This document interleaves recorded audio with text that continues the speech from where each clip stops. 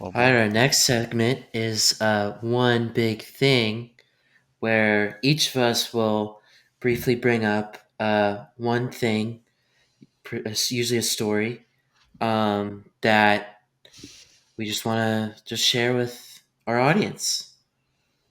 Um, Austin, you go first. Yeah, I give you guys one guess what I'm about to talk about, and I bet you'd probably get it right. Well, And I then would probably get it right because I had kind of have it in front of me, but yeah, go ahead. you have it in front of you. Oh yeah, you do. Mine is the dominance that we've seen of Andrei Vasilevskiy in the playoffs this year. I think, especially in the second round, when you look at it, uh, Florida Panthers won the President's Trophy. They were the highest scoring team in the NHL. They only had 4 games where they scored one or fewer goals all year and never were shut out. And then they hit the playoffs and ran into Vasilevskiy, and the Lightning swept the Panthers, won 4 games in a row, and gave up one goal only in one games one, two, and three. So like almost a full total, and then Vasilevsky shut him out in game four. So he equaled their total of one goal or fewer games over 82 games in 4 games, gave them their only shutout. And Vasilevsky just has that X factor where he can take over a series and just win it on his own. 6 of his 7 previous clinchers, which were all in a row, by the way. They've won 10 in a row, have been shutouts, and including Monday's 3-0 win over Florida.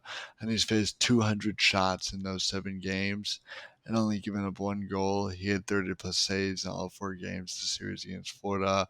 I think that, like, when we talk about players who, like, if you joke all the time about who's the best basketball player in the world, who's the best football player in the world, like, hockey is one of the rare sports from soccer too, where like there is truly a global market for it, and Andrei Vasilevsky is the best hockey goalie in the world, without a doubt.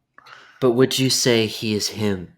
He is him. He's that dude. He's got that dog in him, whatever euphemism you want to use. I mean, he's the freaking big cat, so maybe not dog, but like, he just, when you look at the Lightning with Vasilevsky and without Vasilevsky, it's a noticeable difference. He's the best goalie in the world, one of the best players in the world, if not. So, Yeah, I have. I want to just change. I had one, and I'm going to change it. So shameless plug back to me and Austin's article at the beginning of the MLB season, which was our MLB best bets.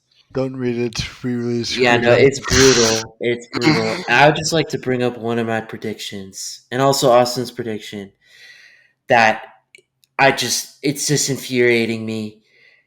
The Detroit Tigers suck. They're so bad. I thought they were going to be so good. They're currently 16 and 28.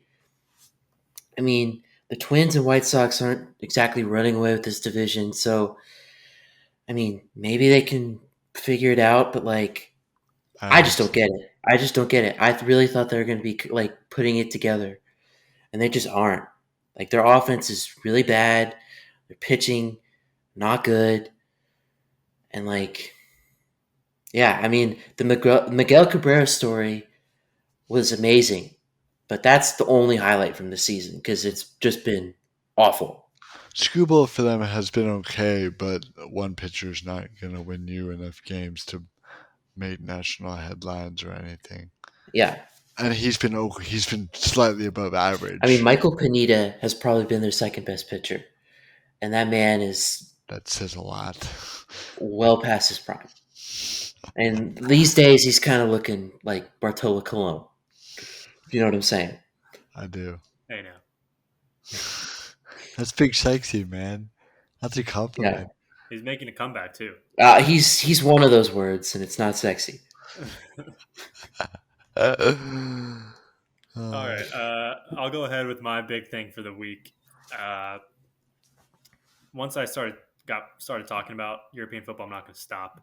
So I'm going to go with the decision day for some of the title races this past weekend was electric. I'm going to start off with the Premier League. I'm a big Chelsea fan, so I was watching Chelsea's game, obviously.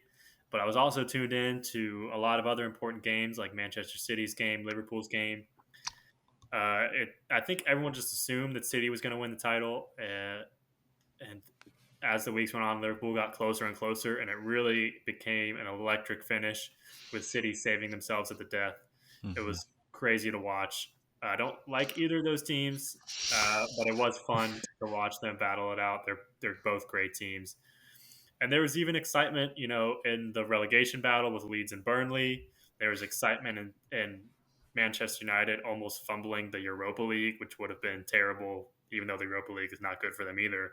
So it was just a great day for the Premier League. And if you want to read more about, since we're plugging articles, if you want to read more about where some of the big six Premier League teams should go after this crazy decision day, you can check out my article on the Afternoon Analytics website.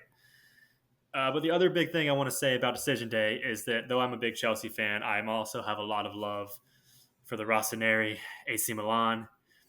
So props to them for winning their first title since 2011, and also for doing something hilarious to Hakan Çalhanoğlu, who was an AC Milan player for a few years.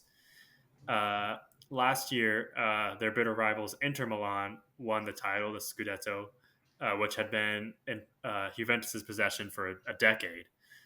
Çalhanoğlu leaves AC Milan to go to their crosstown rivals, which pissed off a lot of fans. He left for more money and to chase the title.